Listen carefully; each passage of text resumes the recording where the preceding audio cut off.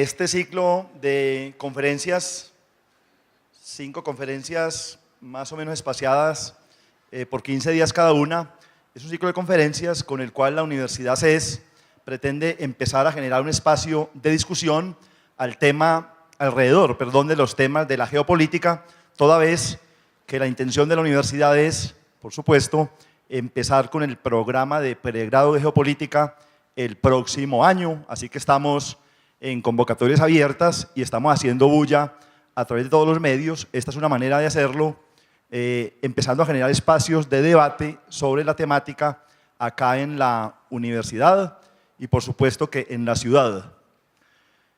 El tema con el cual vamos a iniciar hoy esta hora de presentación es el tema de las consecuencias geopolíticas del final de la Segunda Guerra Mundial, una guerra que terminó justamente hace 70 años.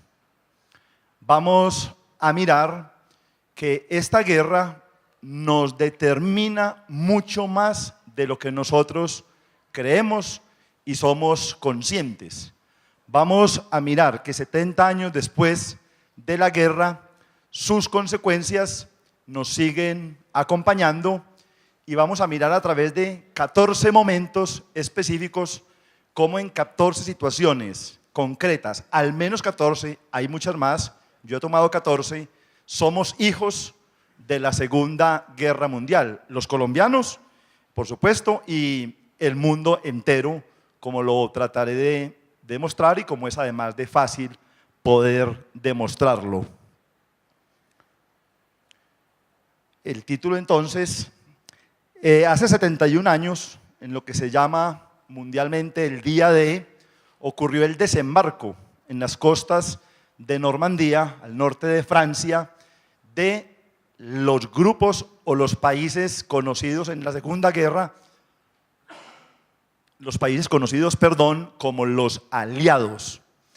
Y de junio del 44 a junio del 45, un año después, cuando la guerra termina, se van a desencadenar, digamos, las guerras finales que van a concluir por parte de los aliados, repito, este conflicto bélico que había empezado 6 años atrás, en 1939. Inmediatamente terminada la guerra, hace 70 años, en 1945, se da en Crimea, Rusia, la famosa Conferencia de Yalta. Ahí tenemos la fotografía con 3 de los indudables ganadores de la guerra: Winston Churchill, Franklin Delano Roosevelt y, por el lado de Rusia, Joseph Stalin. Los historiadores sabemos que somos producto, que somos resultado, tanto los humanos como todos los fenómenos sociales, y que somos resultado de variados sucesos anteriores, nunca de un asunto puntual. Somos hijos del ayer y somos hijos de la Segunda Guerra Mundial, es la hipótesis fácilmente demostrable y para sostener hoy mucho más de lo que todos nosotros creemos. La Segunda Guerra Mundial, lo primero que habría que decir de ella es que tuvo una extensión realmente mundial. Mundial es ninguno de los continentes, ni siquiera el continente de América, que no lo tengo ahí señalado, pero también hubo algunos conatos y partícipes de América y de América Latina dentro de la Segunda Guerra. Lo primero que hay que decir, repito, es que esta guerra fue realmente mundial, involucró los 5 continentes e involucró todos los mares de la Tierra. Otro aspecto puntual es el aspecto del número de muertos. Se considera que la Segunda Guerra Mundial, es clásico considerarlo así, ha tenido un número de muertos mayúsculo y las cifras más o menos son coincidentes todas en que fueron 55 millones de personas. Y yo acá quiero generar hoy un debate que poco se genera, que incluso yo recientemente conozco y del cual estoy muy contento de conocerlo, y es que esta cifra, que parece mucho, realmente es una cifra bastante escasa de muertos desde la perspectiva de nosotros los historiadores. Cualquiera de ustedes diría 55 millones de muertos. Y tenemos a la Segunda Guerra como el paradigma de la gran matazón por antonomasia y la gran matazón de un grupo particularmente de personas que fueron los judíos, 6 millones de judíos en la famosa Shoah, como se dice en hebreo, o el Holocausto. Pero la pregunta mía para ustedes hoy, y la pregunta que en principio me interesa acá debatir y creo que puede ser tal vez el foco y el centro de esta presentación hoy, es esa. ¿Consideramos mucho? En realidad son muy poca la cantidad de muertos de la Segunda Guerra Mundial comparado con las atrocidades que los humanos hemos cometido entre nosotros de ahí hacia atrás. Leyendo a este renombrado autor internacional, Steven Pinker, su famoso texto de 1103 páginas, Los Ángeles que llevamos dentro, me he llevado una sorpresa maravillosa que quiero compartir con ustedes, y es que hace poco, hace 3 años, en los Estados Unidos, un gomoso que se llama Matthew White, un gomoso, un archivista, un bibliotecólogo de Richmond, de unos juzgados en Richmond, Virginia, le dio por hacer un trabajo monumental a este hombre. Repito, a Matthew Liebman, a Matthew White, le da por hacer un trabajo monumental, y es un trabajo de tratar justamente de escalafonar los grandes conflictos que ha tenido la especie humana. Aquí lo novedoso y lo bonito es que por un lado él se considera un atrociólogo, en español sería esa como la traducción, atrociólogo, un experto en atrocidades, es el nombre que él se da. Y él lo que hace es reunir una suma ingente de pruebas, documentos históricos, archivos, para hacer lo que yo les voy a compartir. Este hombre, Matthew White, quizás no sería tan famoso como lo es y lo va a empezar a seguir siendo en la comunidad geopolítica y en la comunidad de historiadores, si no fuera porque Steven Pinker, en su famoso texto Los Ángeles que llevamos dentro, le da una importancia crucial al trabajo de Matthew White. Matthew White, repito, es una persona de cierto perfil bajo que lo pone en el pináculo de la discusión un señor del MIT y de Harvard como Steven Pinker, perdón. Les quiero pasar a continuación este listado. Quisiera que alguien de ustedes o varios me repartieran estas hojas entre los asistentes. Hay una para todas porque esto tenemos es que revisarlo y mirarlo uno por uno. Pinker hace lo siguiente.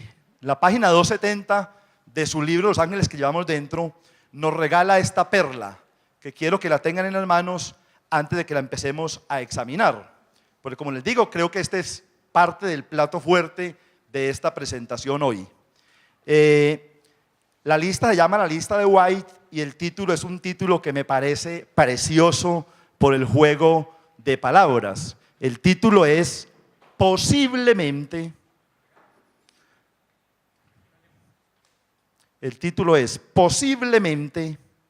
las aproximadamente 20 peores cosas que las personas se han hecho unas a otras. O, si omitimos los paréntesis, las 20 peores cosas que las personas se han hecho unas a otras. Steven Pinker lo toma, repito, de Matthew White. Yo he ido los créditos completos abajo y entonces fíjense en lo que tenemos. En la posición número 9, como una de las grandes atrocidades, solamente en la posición número 9 están estos 55 millones de muertos de la Segunda Guerra Mundial. O sea, estos dos autores sostienen que hay 8 eventos antes que han generado mucha más cantidad de muertos. Y ahí están entonces las posiciones. Pero antes de ir a revisar una por una, y cada una de ellas obviamente es un tema historiográfico para el cual tendríamos que tener 21 conferencias. A propósito, hay una cosa ahí muy, muy bella que prueba que todos nos equivocamos, y es que el listado se llama así, las 20 peores cosas que las personas han hecho unas a otras, pero en el original aparece en el 21, no 20. Esa cosa también es preciosa, ¿cierto? En el número 16 está la Primera Guerra Mundial, de la cual celebramos en el mundo el año pasado 100 años del acontecimiento, del nacimiento de esa guerra. O sea que en la posición 9 y en la posición 16 tenemos algo que para nosotros es como tan paradigmático, y es decir que el siglo XX fue un siglo completamente dantesco, macabro, cruel, porque hubo 2 guerras mundiales que dejaron un tendal de muertos muy grande. Pues estos autores lo que muestran es que no, que en el siglo VII, en la rebelión de An-Luchan, por ejemplo, hubo 429 millones de muertos, y 429 millones de muertos ya es una cifra mucho más considerable. Digamos, esta es una cifra bastante inferior a esa. Y bueno, el objetivo mío, por supuesto, hoy acá es decirles, esto está, tenemos que contextualizar entonces que estos 55 millones de muertos es una cifra grande, sobre todo grande e importante por la cercanía histórica con nosotros, pero que de ahí para atrás y cantidad de muertos es lo que ha habido. Ustedes pues, por eso les entrego, revisarán después uno por uno, ni siquiera me voy a tener a leer esas 21 matazones. Quería era contextualizar un poco eso, que en las perspectivas históricas es importante considerar los tiempos de largo alcance. Y si bien nos parece mucho, repito por sexta vez, 55 millones de muertos, resulta que es muy poquita gente comparada con al menos 8 grandes enfrentamientos que ha habido hacia atrás. Vamos a continuar. Ahí lo había también tomado las fotografías de esa hoja que les entregué. La tesis, de paso digamos, la tesis de Steven Pinker, y ese es el nombre tan original que tiene. En el nombre está la tesis, Los ángeles que llevamos dentro.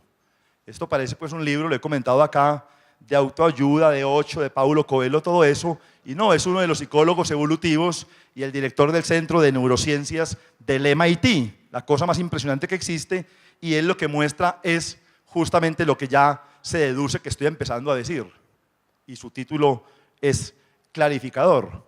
Los humanos cada vez somos más comprensivos, tolerantes, piadosos, cada vez somos más hermanitas de la caridad, cada vez nos matamos menos desde el Paleolítico hasta el siglo XXI. Esa es la tesis que él defiende, y a eso le dedica las 1103 páginas. Nosotros vamos a revisar hoy el evento donde han muerto 55 millones de personas y las consecuencias. Algunas fotografías para el tema de derechos de autor son propias, por eso solamente no son mías las de Stalin y Roosevelt y los demás, por supuesto, pero algunas son propias, así que no voy a dar crédito a fotografía por fotografía. Esta es Hawái, Honolulu, este es el puerto de Hawái. La Segunda Guerra Mundial se divide en 2.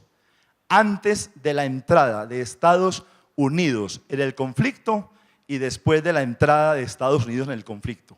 Estados Unidos, los primeros 2-3 años de la guerra, 39, 40, 41, estuvo más en una labor de observador, fiel un poco a lo que desde la Carta Constitucional de ellos había pensado Washington, y en no intervenir o intervenir lo menos que se puede en el mundo, y fue una posición más de espectador. Solo que tuvieron una provocación muy grande.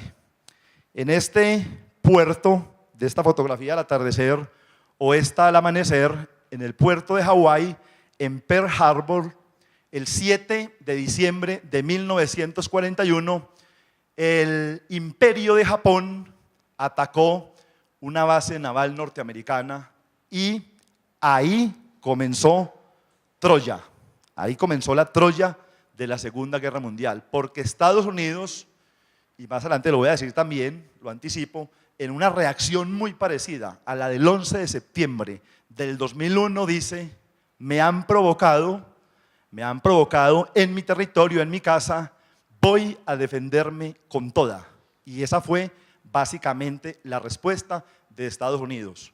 Esto fue el 7 de diciembre, el 11 de diciembre, el presidente Roosevelt, en un discurso a la nación, les dijo: hemos entrado en guerra, le declaramos desde hoy la guerra al Imperio de Japón. Y avisos, pancartas como esta, empezaron a circular en todo el territorio norteamericano. Vengaremos Pearl Harbor, nuestras balas podrán hacerlo, nuestros misiles podrán hacerlo.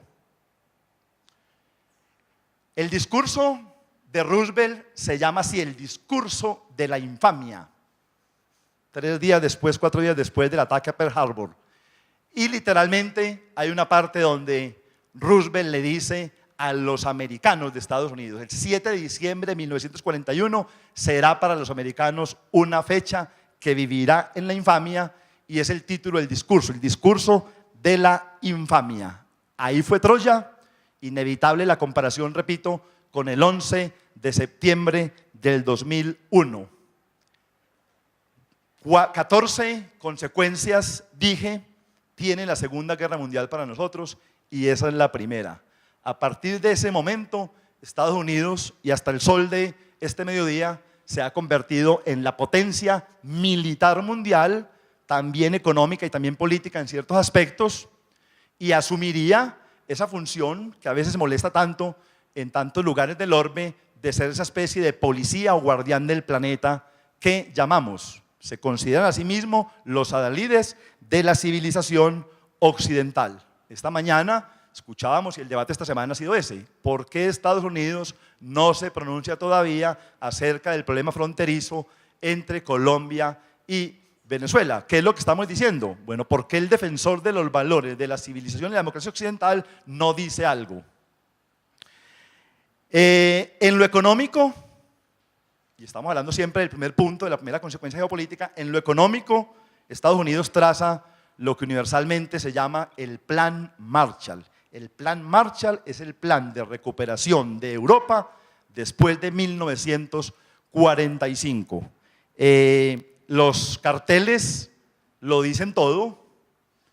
Este es el Plan Marshall, o estas son obras.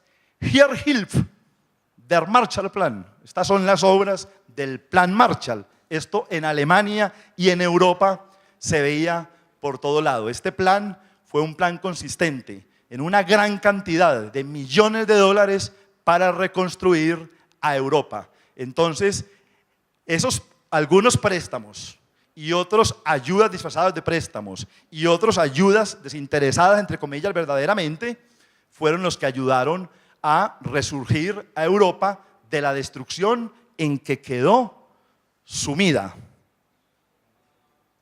Hay una especie de hilo conductor que liga dos cosas: el ataque en Hawái, en Honolulu, a Pearl Harbor, y lo que va de ahí en más, 4 años después, al lanzamiento desde el Enola Gay sobre las poblaciones japonesas de Nagasaki y Hiroshima, el estreno de la primera bomba atómica. Hay un hilo conductor ahí que es fácilmente rastreable. Con Pearl Harbor ahí empieza a decidirse que esta guerra va a terminar con el estreno de la bomba atómica, lo que se llamó el Proyecto Manhattan. El Proyecto Manhattan fue nada más y nada menos que la carrera nuclear entre Estados Unidos y entre Alemania por quién de los dos inventaba primero armas nucleares. A ese proyecto que se conoce como Proyecto Manhattan que termina con este avión, el Enola Gay, de donde se disparan las bombas sobre Nagasaki y Hiroshima, tema sobre el cual en este ciclo vendrá más adelante, como en un mes, el punto exacto de debatir lo que fue ese bombardeo. A eso en particular se le dará acá un espacio de 1 hora de trabajo. Ese proyecto lo quería sacar adelante, por supuesto, Estados Unidos, porque los aliados y Estados Unidos sabían que si Alemania lograba inventar primero las armas nucleares, el costo y el tamaño y la longitud en el tiempo que iba a tener la guerra, la Segunda Guerra, podía ser otra cosa. A ese proyecto, como desde ese momento hasta el sol de hoy, hacen los americanos, le dedicaron todo. Todo es, empezando por consiguieron los mejores científicos del momento. Hombres como Enrico Fermi o como Niels Bohr, por ejemplo, alguna idea les dirán de cuáles fueron los científicos que Estados Unidos contrató para esto. Einstein se dio cuenta de que esa carrera existía, la carrera por quién sacaba primero armas atómicas, si la Alemania nazi o Estados Unidos. Y es famosa la carta que Albert Einstein le escribe al presidente Franklin Delano Roosevelt advirtiéndole de que esa era una carrera que una vez iniciada, quién sabe a dónde nos podría llevar. Es famosa pues esa carta donde Einstein reflexionó un poco en términos pacifistas, como siempre lo fue él, diciéndole a Estados Unidos, cuidado que de pronto estamos abriendo una caja de Pandora al experimentar con armas nucleares y armas atómicas. Segunda consecuencia geopolítica. Entonces la primera, Estados Unidos es el rey y señor de Occidente hasta el sol de hoy, y la debacle de la bolsa china de los últimos 15 días y 20 días así lo demuestra. Segundo, consecuentemente con lo anterior, inmediatamente se piensa en lo otro. Bueno, hay que crear ya, las bombas atómicas están inventadas. Ahora hay que crear un organismo internacional que en adelante decida cuál va a ser el manejo y control de la energía atómica. Y entonces se crea esta institución con rol hasta el día de hoy, sesiona en Viena, Austria, y hace un mes tuvo un acierto importante, la Comisión de Energía Nuclear, cuando negoció Irán con Estados Unidos hace un mes, que Irán iba por un momento a dejar de construir armas de energía nuclear y que a cambio Estados Unidos le iba a permitir entonces que sacara todo el petróleo que tiene y lo ofreciera al mercado, y el mismo Estados Unidos se comprometía a comprarle, y también sabemos lo que ha tenido sobre la economía mundial y la colombiana como consecuencia este hecho. Perfecto.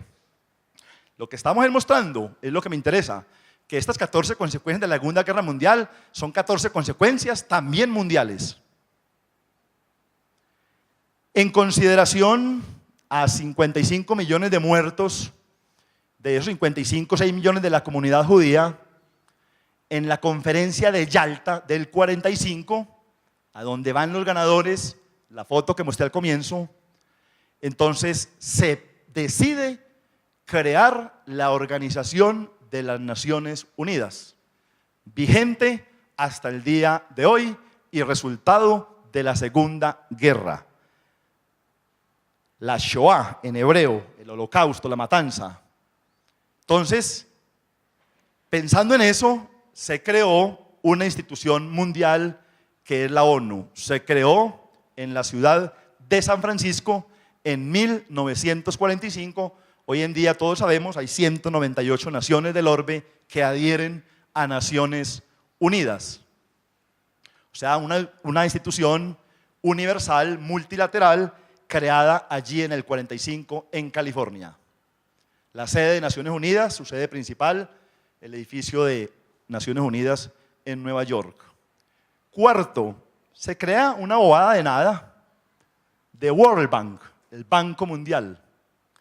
Se crea el Banco Mundial en 1945, siempre a instancias con el liderazgo de Estados Unidos.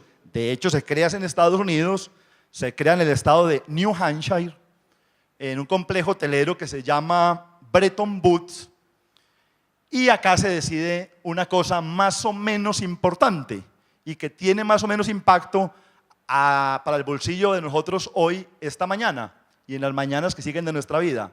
Ahí se decidió que una moneda que se llama el dólar iba a ser la moneda que iba a dividirlas todas en adelante.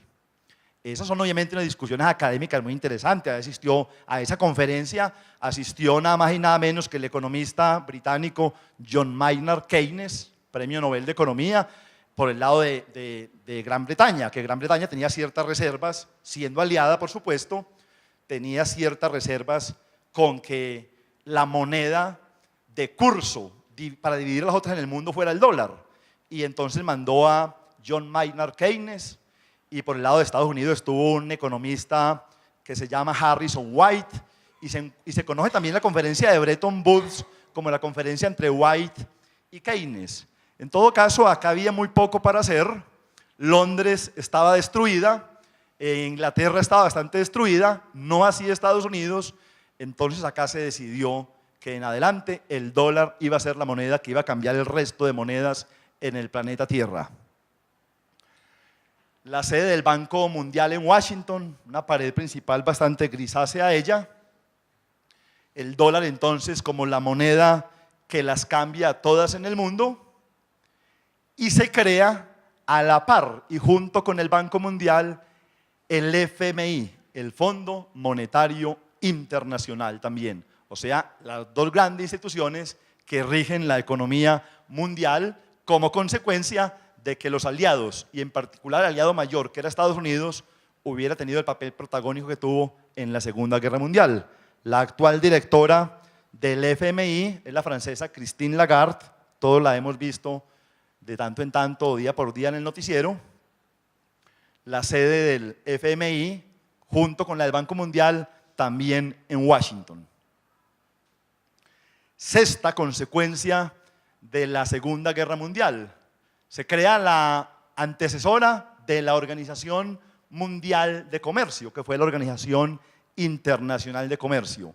Y muy importante, y acá hay varios economistas, se creó el famoso GATT, que a la mayoría de las personas nos puede decir poco, pero que es ese acuerdo general sobre aranceles aduaneros y que busca que en el mundo empiecen a circular con mucha libertad y con muchas ventajas los bienes y servicios producidos por los países y por las industrias de cada país.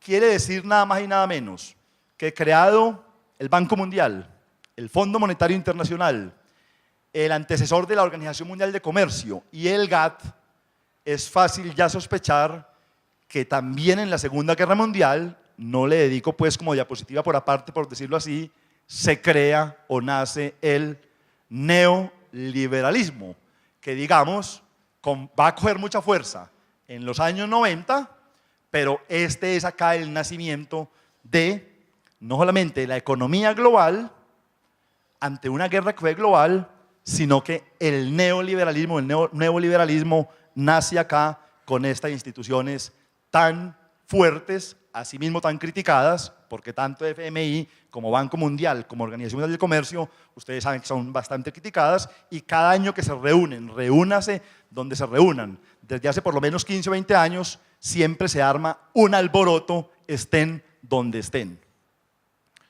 Los países que empezaron a pertenecer, a adherir al GATT en 1948. Séptima consecuencia global para una guerra que fue mundial. Se creó el Benelux, que era la suma de estos tres países, Holanda, Países Bajos y Bélgica. Y esta es una especie de germen o de semilla de lo que hoy en día llamamos la Comunidad Económica Europea o la Unión Europea. Los países empezaron después de la Segunda Guerra a tratar entre sí de hacer acuerdos, de hacer alianzas para tratar de repetir de manera mancomunada que volviera a ocurrir algo como lo que acababa de pasar, esa guerra de 6 años entre el 39 y el 45. Esto es consecuencia de la Segunda Guerra Mundial y todos los días nosotros la manoseamos verbalmente o los países la manosean de facto, de hecho, los derechos humanos. La Declaración Universal de los Derechos Humanos es hija legítima de la Segunda Guerra Mundial. Ahí está la viuda, en el 48 en París, la viuda del presidente Franklin Delano Roosevelt, Eleanor, con la edición en español, mostrando en español esta Declaración de los Derechos Humanos. Pinker habla mucho de ese asunto. La palabra derechos humanos es una palabra que no tiene más de 200 años de estar siendo usada en Occidente. Hoy en día la categoría conceptual derechos humanos es muy fuerte, es muy importante, pero es una categoría reciente en términos históricos. Y se apuntala o se lanza y se dispara con fuerza esa categoría a partir de esta declaración del 48. Entonces fíjense si seremos hijos o no de la Segunda Guerra Mundial. Se crea la OTAN, la Organización del Tratado del Atlántico Norte en el 49. Fíjense que todo es ahí, entre el 45 que termina la guerra y el 49-50, ahí se dan todos estos fenómenos, todos estos pilares fundamentales en Occidente. La OTAN creo que es claro decirlo, es en la práctica, aunque puede sonar muy duro decirlo, una asociación de ejércitos para defender a los países que hacen parte de la OTAN, así de sencillo, los países ricos. Décimo, con la Segunda Guerra Mundial empieza el debate ético, filosófico, bioético, la reflexión acerca de lo que pasó. ¿Qué fue lo que pasó? Que en pleno siglo XX nos ocurre una matazón de 55 millones de personas en 6 años. Entonces, el desafío intelectual, el desafío filosófico es ese. Entonces se crea, después de los tribunales de Nuremberg y unos tribunales que también hubo en Tokio, en Japón, se crea entonces el Código de Nuremberg, que es la carta de nacimiento de la bioética en la práctica. Después vienen todo lo que va a ser el informe de Belmont, todos los distintos códigos que hay, que acá en la universidad, en el grupo de investigación ETICES hemos publicado, debatimos, qué sé yo, pero el nacimiento de esta reflexión nace acá después de la Segunda Guerra Mundial, debido a las atrocidades que todos hemos visto en el cine, que todos hemos leído en la literatura, en las novelas, y que todos hemos visto a través de los programas de televisión y todo lo demás.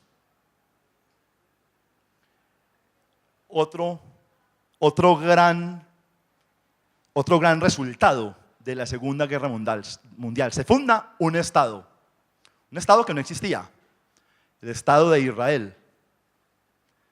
Se funda el Estado de Israel como una manera, en parte, de compensar la Shoah, el holocausto judío, y como una manera de, entre comillas, premiar el movimiento sionista que venía por más de 50 años atrás, o por lo menos los 45 anteriores a la guerra, buscando tener un territorio, un Estado para una nación como la nación palestina, como el pueblo palestino, que ha sido una nación sin Estado, como es famoso decirlo y como todos sabemos. Pero este Estado que se crea ahí, se crea mal creado, por supuesto, y mal creado, tan mal creado que hasta el día de hoy sufrimos las consecuencias. Y el polvorín, el nuevo ingrediente de tensión que se le agrega a la geopolítica mundial cuando se crea el Estado de Israel, es vigente y vivo hasta hoy.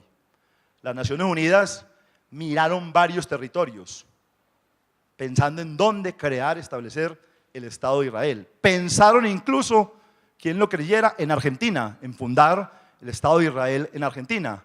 Pero finalmente la fórmula fue esta. Como en territorio palestino y en territorio árabe había tantas colonias de tiempo atrás, británicas, entonces uno de los aliados, de los ganadores de la guerra, Gran Bretaña, entonces en la ONU, y junto con los países que formaban la ONU para ese momento, que en principio adhirieron más de 75 países, pensaron que la manera más salomónica de darle una patria, una tierra a los judíos era en territorios palestinos que eran colonias del Reino Unido. Entonces se fundó al Estado de Israel ahí.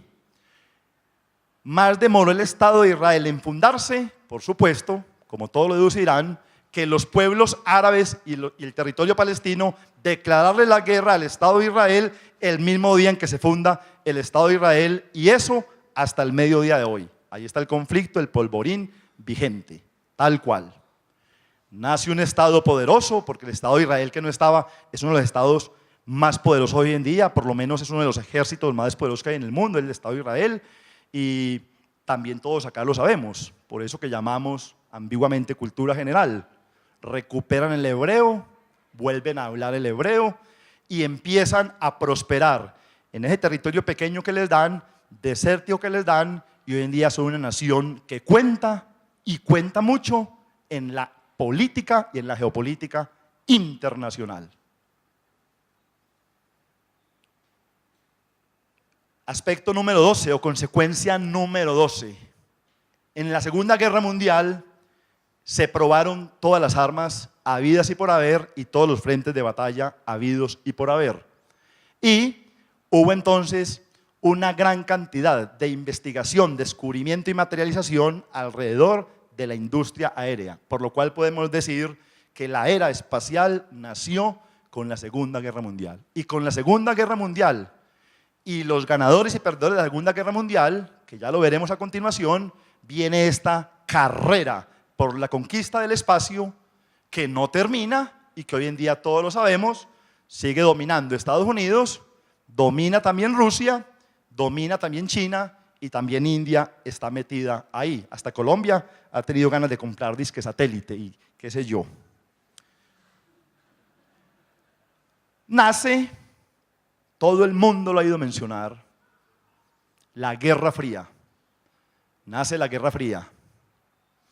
Porque si bien, y no tenemos el tiempo ahora acá de discutirlo, si bien Rusia es uno de los aliados, es uno de los ganadores de la guerra, después la Guerra Fría se da entre dos de sus ganadores. Estados Unidos, representando los valores democráticos de Occidente, y Rusia, representando los valores socialistas de una buena parte de Asia y una buena parte de Europa, porque Rusia se anexa varios países europeos que después tuvieron que pelear a su vez con Rusia, con la URSS, para defenderse y descolonizarse de ellos, tema que también será objeto en este ciclo, porque más adelante un profesor de la universidad va a estar hablando del tema de colonialismo y neocolonialismo. En todo caso, la Guerra Fría nace acá, la Estatua de la Libertad enfrentada contra el Kremlin. Ahí están los países de la Guerra Fría, los que están en azul, representando las democracias occidentales, y en rojo, el socialismo ruso. Nace en la Segunda Guerra Mundial un asunto también bastante ambiguo, pero de certeza cierta, que es ese fenómeno que en historia conocemos como la posmodernidad. Se supone que la modernidad termina en la Segunda Guerra Mundial, que la Segunda Guerra Mundial se conoce un poco de lo filosófico como el fracaso de la razón. Entonces, si la razón fracasa, ¿qué viene después? Y a esa época le hemos venido llamando la posmodernidad, si bien autores clásicos de la posmodernidad, como Jean-François Lyotard, por ejemplo, su texto sobre posmodernidad lo escribe justamente de manera reciente, en el 1979, pero en todo caso del 45 al 79 del 80, ya esta época de los grandes relatos, de las seguridades, de las certezas, de saber para dónde avanza la humanidad, a eso ya se le empieza a poner un signo de interrogación, que es el signo de interrogación que conocemos como la época del desencanto o de la posmodernidad o de la flexibilidad, que hasta en la arquitectura, este es un centro de investigación en el MIT, ahí en Harvard, en Boston, perdón, y ese edificio, digamos, por sí solo habla de un valor crucial dentro de la posmodernidad, que es como la flexibilidad o la pérdida de ruta o la pérdida de la línea vertical. También a esta esquina o a esta múltiple suma de esquinas en Nueva York, Times Square, también se le da a veces un poco como el valor del ícono de la posmodernidad, lo mezclado, lo diverso, lo que no es claro. Lo que es claro en la posmodernidad es que nada es tan claro como uno creería en la modernidad, para decirlo así de una manera bien brusca.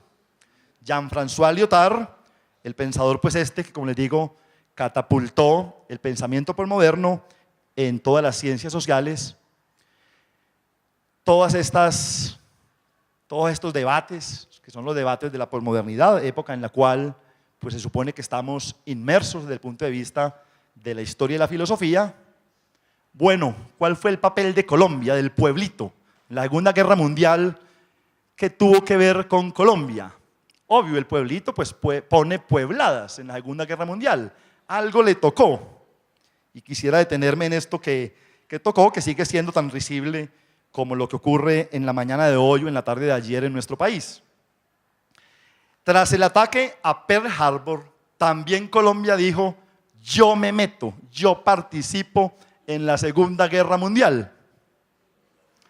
Recuerden que desde los años 20, finalizada la Primera Guerra Mundial, que esa no fue tan mundial, esa Primera Guerra Mundial fue una guerra europea, realmente fue una guerra europea, pero desde la Primera Guerra Mundial, al finalizar, un presidente como Marco Fidel Suárez ya había trazado como ideológicamente lo que iba a ser la posición de Colombia en la geopolítica mundial. Marco Fidel Suárez dijo: la estrella polar, hay que mirar hacia el norte es Estados Unidos, de ahí no nos podemos salir, bajo esa sombra. A ese, vulgarmente hablando, es que hay que chuparle rueda, Estados Unidos. Y digamos, eso es una especie de línea política y de acción que, digamos, el país ha seguido en estos últimos 90 años, ¿cierto? Entonces, en la Segunda Guerra Mundial también Colombia dijo: pues bueno, yo me voy, ¿con quién debo irme? Con Estados Unidos, Pearl Harbor tiene que ver conmigo, y entonces empiezan a tomar una serie de decisiones y de decretos, algunos risibles, pero pues bueno, ¿qué más vamos a esperar si nosotros somos tan risibles? Por ejemplo, hay un decreto muy parecido a los del procurador Ordóñez hoy en día, que consistió en que no se podía hablar alemán en público en Colombia. Ese fue como un primer acto de gobierno que se tomó en el momento. Está prohibido hablar en público alemán en Colombia porque Colombia está con los aliados y los aliados queremos acabar con el nacionalsocialismo, con los nazis, con Alemania. También se hizo una concentración como de 150 personas, dice los diarios de la época, El Tiempo, entre ellos Semana, Cromos, una concentración ahí en un hotel, el Hotel Sabaneta en Fusagasugá, al lado de Bogotá, donde lograron concentrar como a 150 personas, reuniendo allí 40 alemanes, 30 italianos, 80 japoneses, así, porque acá pues, si fuéramos a reunirlos hoy, si fuéramos a reunir 150 extranjeros en Bogotá, es difícil encontrar de una vez 150 entre Japón e Italia. Hoy, imagínense en esa época, imagínense 70 años. Pero bueno, estas cosas pasaron, y también 10 personas allá en un municipio de La Sabana que se llama Cachipay, también en una sola casa. Comillas, las condiciones del encierro eran generalmente buenas, las de estos extranjeros en Colombia. Los detenidos no debían trabajar, e incluso tenían piscina, gimnasio y un bar para tomar cerveza. Según versiones de algunos de los judíos que vivían en Colombia, los alemanes disfrutaban de mayor comodidad que las víctimas del nazismo. Es nuestra participación. Es cierto que a nosotros, digamos a Colombia, se le hundieron algunos buques. Como les digo, como en todos los mares del mundo se dieron confrontaciones. A Colombia las Fuerzas Armadas de Mar, la Marina, digamos, alemana, le hundió 3 buques. Uno en junio del 42, que se llamaba el Resolución, el Roamar y el Ruby. 3 buques en el 43, al norte de San Andrés, unos 100 kilómetros al norte de San Andrés.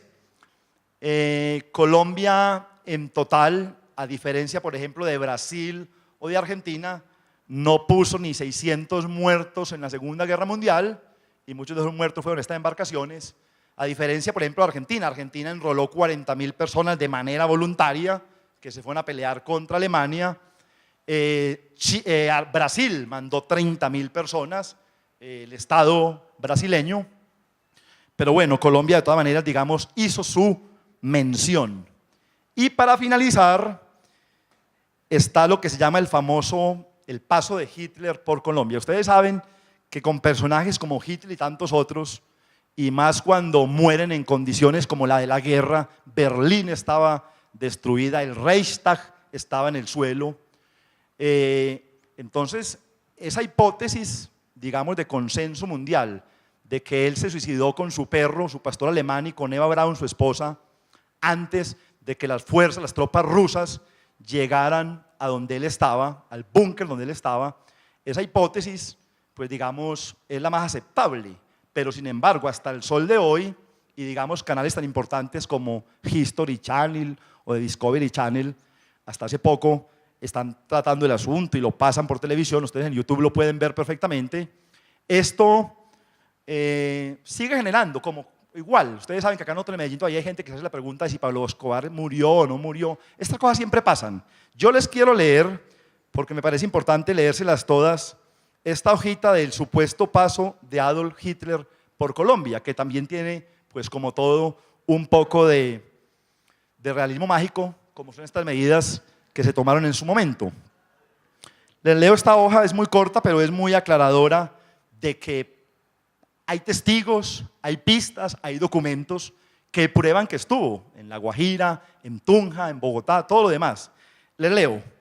Una reconocida revista estadounidense de la época, llamada The National Police Gazette, dio a conocer en 1953 dos artículos. Hay documentos de que Hitler huyó a Colombia, escrito por el periodista George Magart, que se basó en dos partes, uno publicado en el 53 y otro 15 años después, en el 68. En estos artículos se afirma que el dictador alemán, Adolf Hitler, con muchos de sus hombres más importantes, estuvo en Bogotá. El reporte del británico George Magart dijo a través de su escrito que Hitler ya había anticipado la caída del Tercer Reich al ver la invasión de tropas soviéticas en Alemania, lo que lo llevó a huir el 29 de abril del 45 desde Berlín hasta Noruega. El 2 de mayo comenzaría la travesía de Hitler, quien zarpó en una flota de submarinos hacia territorio colombiano luego de dejar Europa. El periodista Magart afirmó en su escrito haber visto unas copias fotostáticas de las declaraciones rendidas por los testigos. Según este periodista, en un vulgar sobre de color carmelita se encontraba escrito despacho número 418, incluso número 1, 2 y 3, fecha 2 de julio del 48, con las versiones de la huida de Noruega de Hitler hacia Colombia.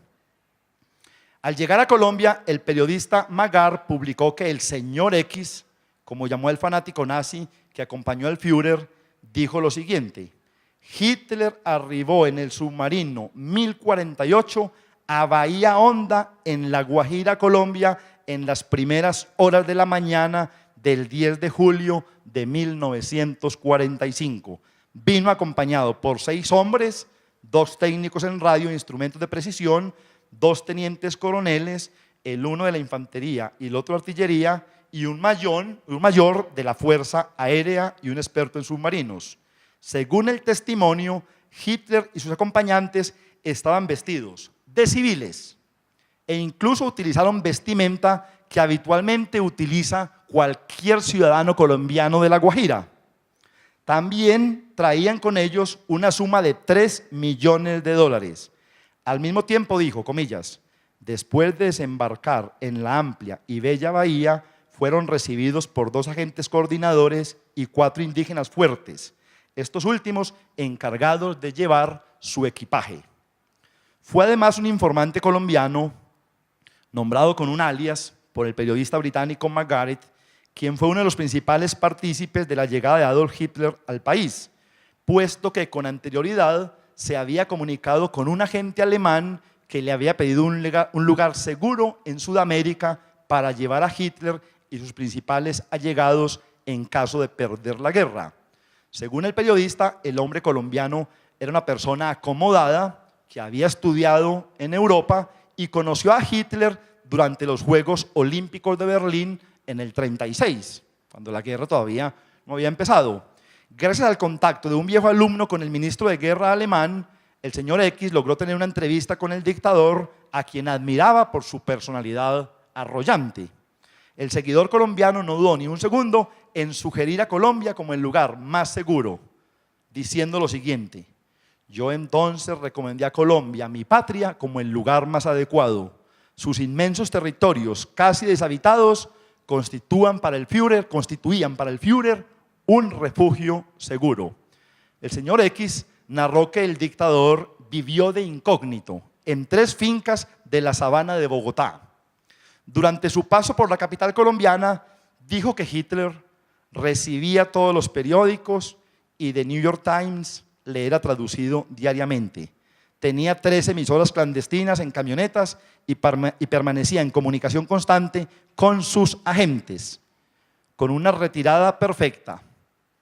el 18 de abril, el informante dice que encontró desierta la finca donde se ocultaba Hitler. El laboratorio, todos los equipos y objetos personales habían desaparecido. Y entonces pues ya viene la bibliografía. Hay un especial que llama El escape de Hitler, de History Channel, que lo pasaron en el 2012. No voy a relatar más, pero también se dice que pudo haber un encuentro de él en Tunja con el dictador Gustavo Rojas Pinilla de Colombia. Como les digo, también ahí, digamos, está metida Colombia, como también está metida Argentina, que también dice haberle brindado abrigo y todo lo demás, sobre estos personajes tristemente célebres y sobre estas muertes difíciles de documentar por las causas consabidas, pues es muy difícil tener, digamos, el parte de medicina legal y el cadáver que todo el mundo pueda ver y tocar, y por eso pues se generan todas estas cosas, y como les digo, fuentes tan creíbles, incluso como estos canales, todavía 70 años después, le siguen dando fuerza a estos asuntos. Muchas gracias, vamos a terminar ahí. No sé si haya alguna pregunta o participación, o si no, pues continuaríamos en 15 días con colonialismo y neocolonialismo. Profesor Molina.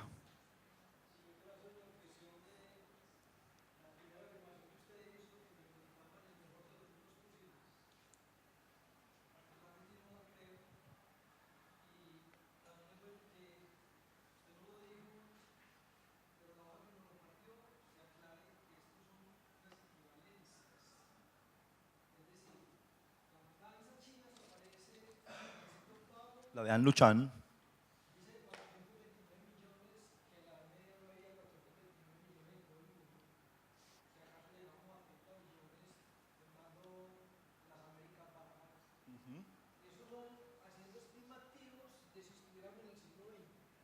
Tal cual.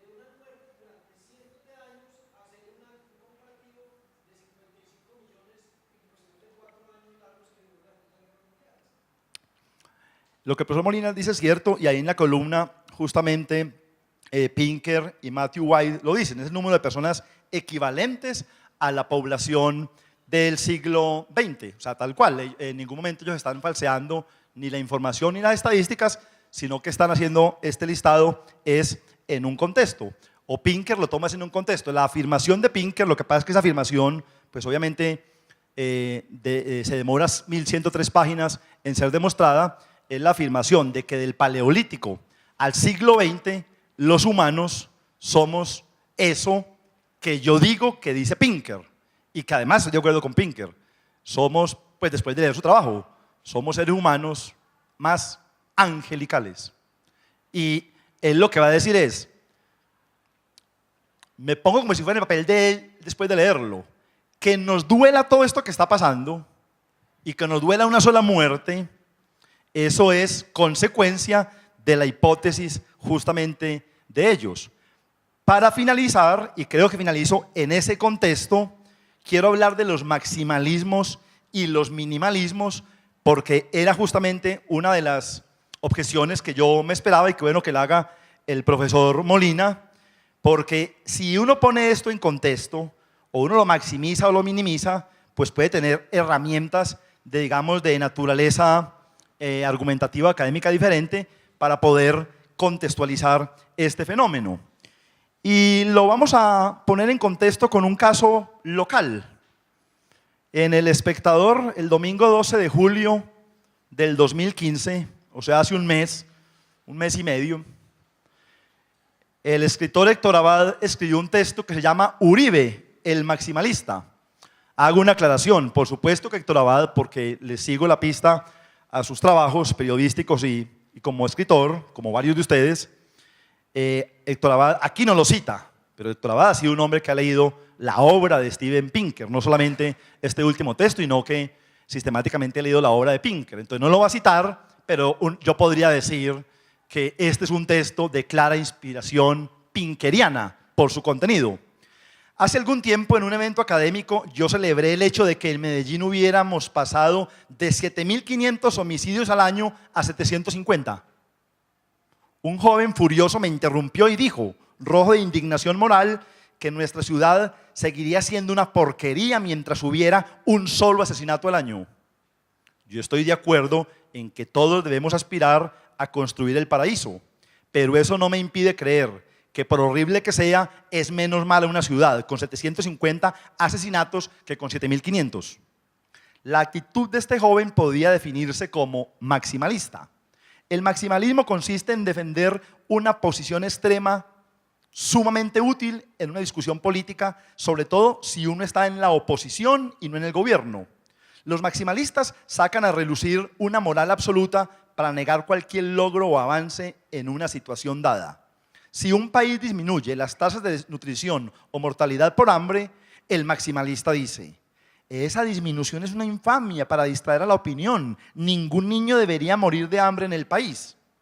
La segunda afirmación sienta un principio general válido, pero eso no quiere decir que sea lo mismo que mueran 100.000 niños por desnutrición que 1.000. El optimista tratará de hacer ver los 99.000 niños que ya no se mueren de hambre. El maximalista verá solamente los 1.000 muertos. Uribe, mientras gobernaba, no era maximalista, sino gradualista. Mostraba con orgullo la disminución de los actos terroristas. No decía que el único país vivible era un país sin un solo atentado terrorista. Esta semana, en cambio, lanzó sablazos de ira contra la petición de los países garantes y facilitadores del proceso de paz de disminuir las acciones armadas y contra el anuncio de las FARC de hacer otra tregua unilateral desde el 20 de julio. Sus declaraciones, llenas de indignación moral y aparentemente sensatas, fueron estas.